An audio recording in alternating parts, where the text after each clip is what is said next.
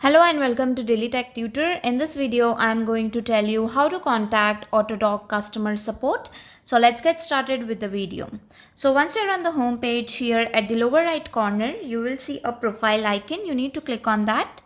Post that, you need to scroll down till the end. Here you will see an option of support. Click on that. And after that, you can choose your country from here, from where you belong. And here you will see an option of open chat at the bottom side. You need to click on that. A pop-up window will appear which will ask you for your first name and email. You can enter it here, or if you want to skip it, there is also an option to skip it.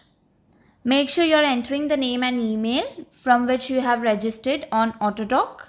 So once you have done that and click on submit, this page will appear. It will ask for you to wait for the customer support agent that will connect to you. Here you can choose for which you want to connect, what is your query and what is your problem.